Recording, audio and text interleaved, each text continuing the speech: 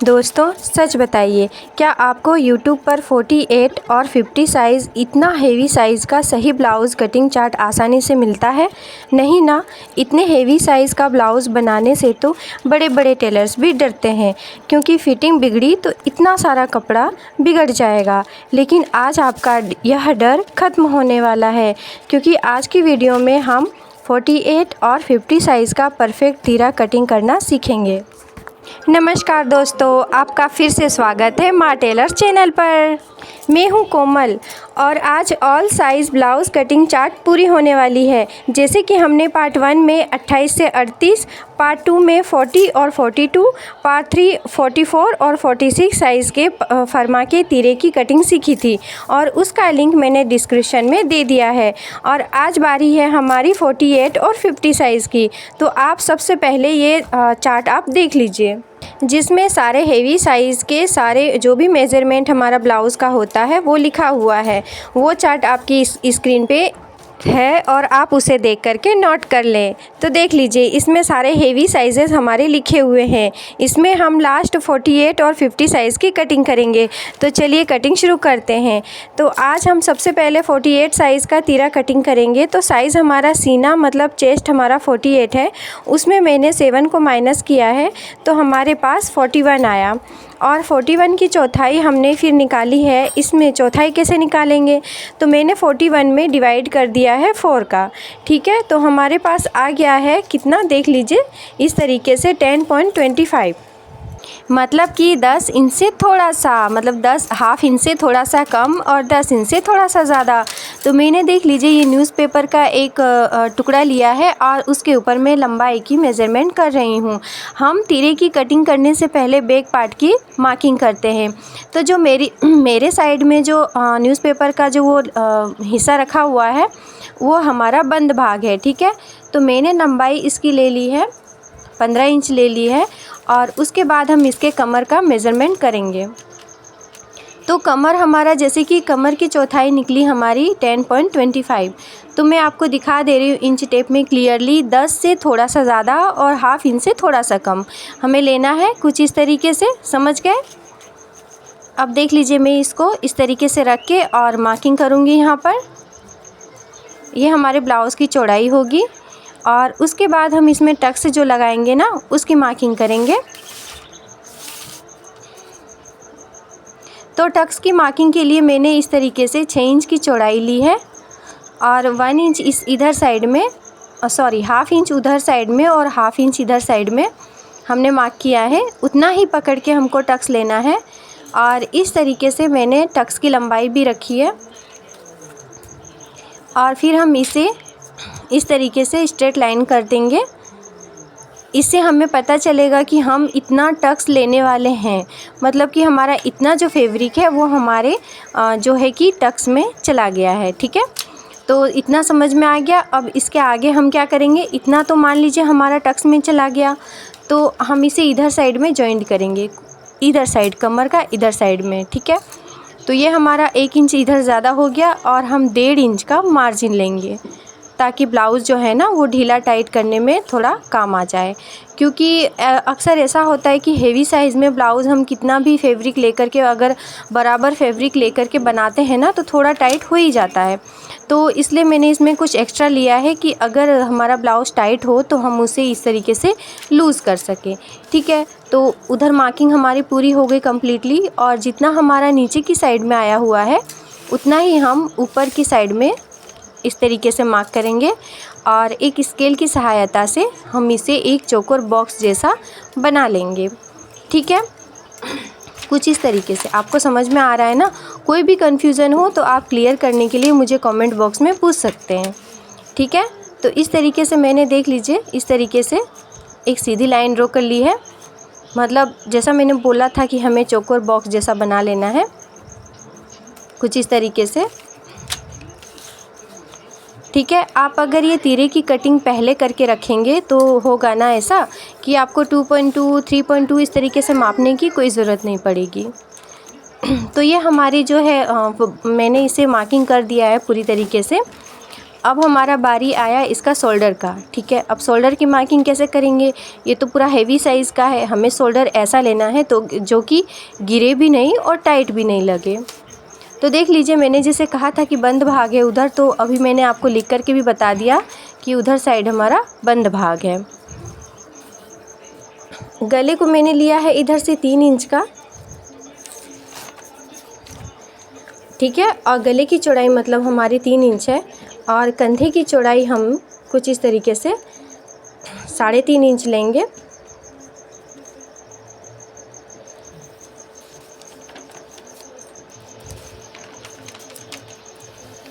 ठीक है, ये हमारा शोल्डर का मार्किंग जो है वो पूरा कंप्लीट हो गया है। अब बारी आई हमारे आर्म होल की।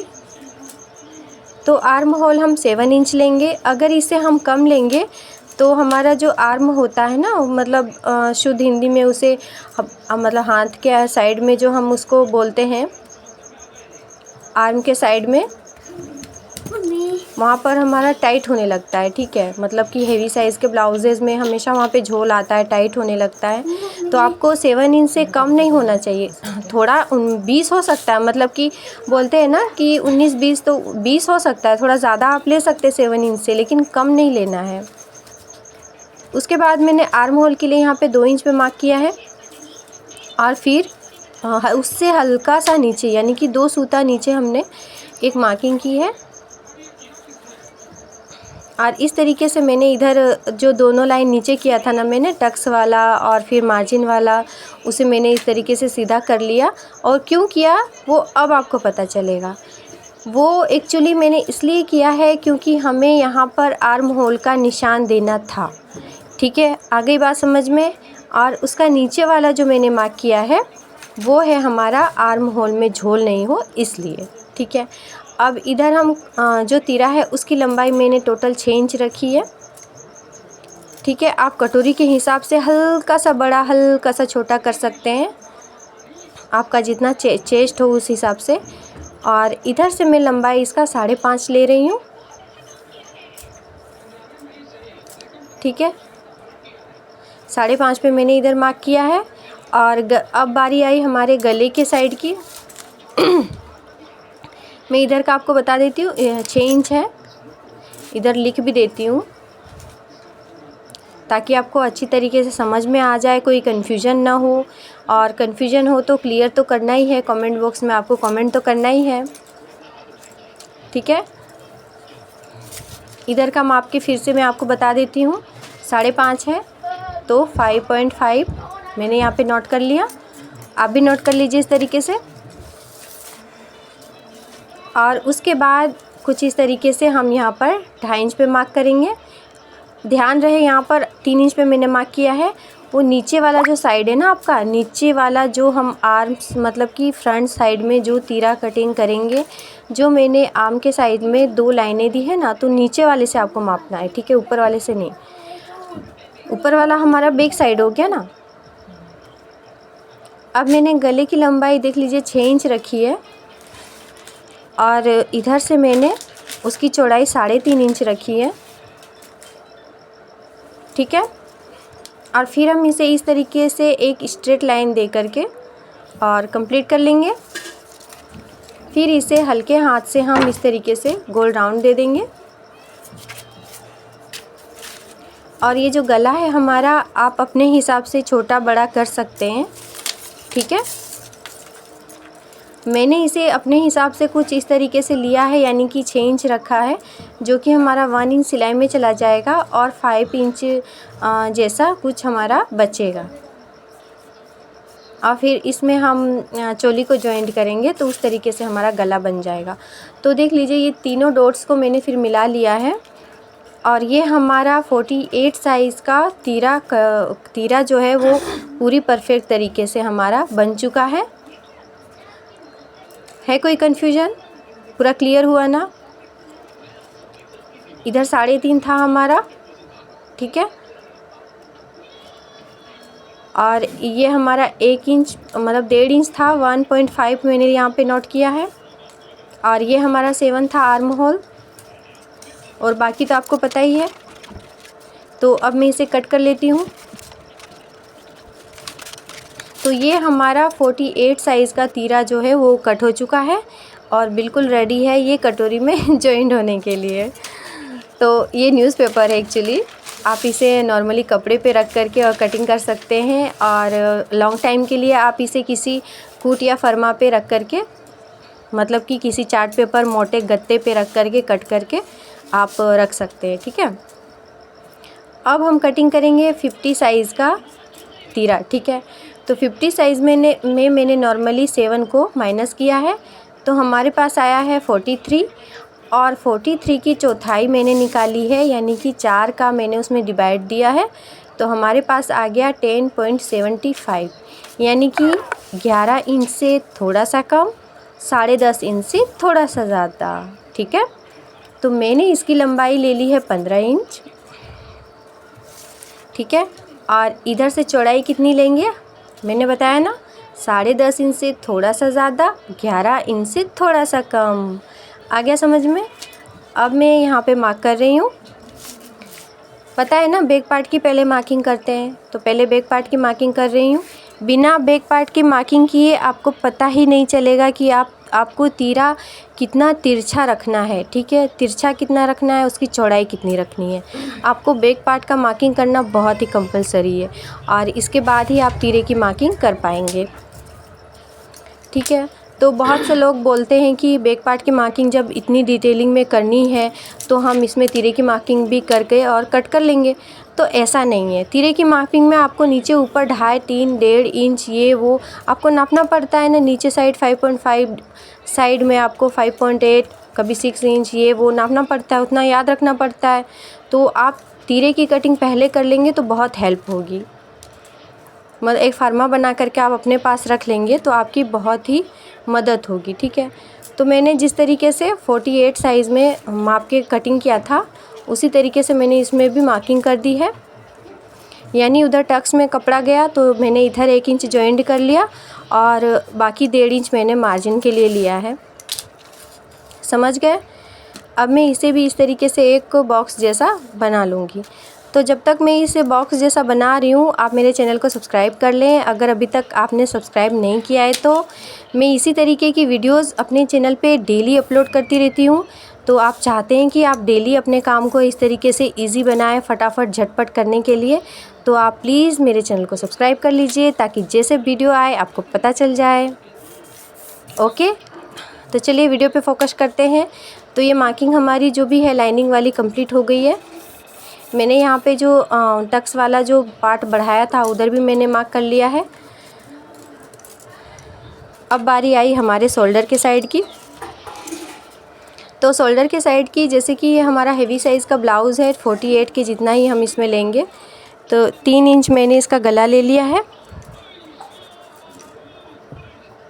और 3.5 इंच का मैंने इसका शोल्डर ले लिया है, और 7 इंच से थोड़ा सा ज़्यादा। ठीक है, हम इसका क्या कटिंग करेंगे, आर्म होल। ठीक है, क्योंकि अगर हम इसे हेवी साइज़ का है, चेस्ट हेवी रहता है और आर्म में मतलब आर्म जो हमारा होता है वहाँ पे झोल आता है।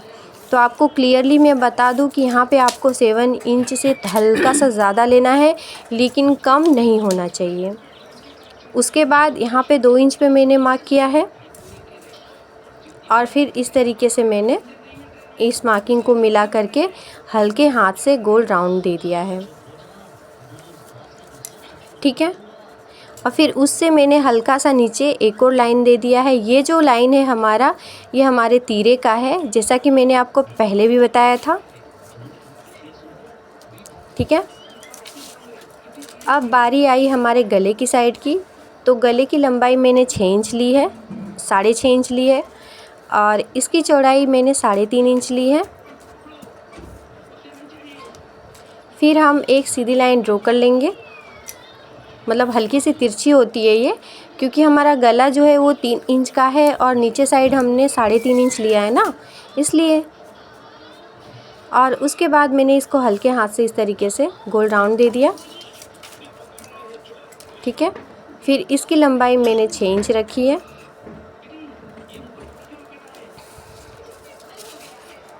उसके बाद यहाँ पे मैंने 3 इंच पे मार्क किया है, ये हमारा 1.5 इंच का है, ठीक है। अब बारी आई इधर साइड की, तो इधर साइड में इस तरीके से 6 इंच पे मार्क करती हूँ। जैसा कि मैंने बोला था कि आप चेस्ट के हिसाब से हल्का सा बड़ा और छोटा कर सकते हैं, क्योंकि हेवी साइज़ ब्लाउज़ में होता है कि चेस्ट बहुत ही हेवी रहता है, तो इसकी वजह से आपको लगेगा कि तीरा हमारा छोटा होगा, तो आप बड़ा छोटा मतलब थोड़ा सा इसका लंबाई कम या ज़्यादा थोड़ा कर सकते हैं, ठीक है।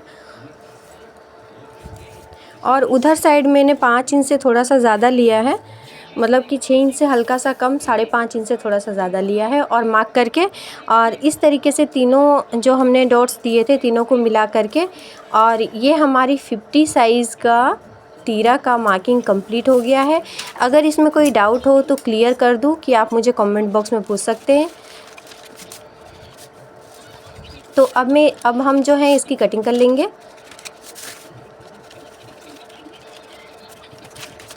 ठीक है। तो दोस्तों हमारे दोनों साइज़ के कटिंग का जो तीरा है वो कंप्लीट हो गया है। और जैसे कि मैंने कहा था, आप इसे मोटे किसी गत्ते या चार्ट पेपर पर काट करके रख लें। जब आपका बिज़ी डे हो ना, तो आप इसे कपड़े पर झट से पट से रख करके कटिंग कर सकते हैं।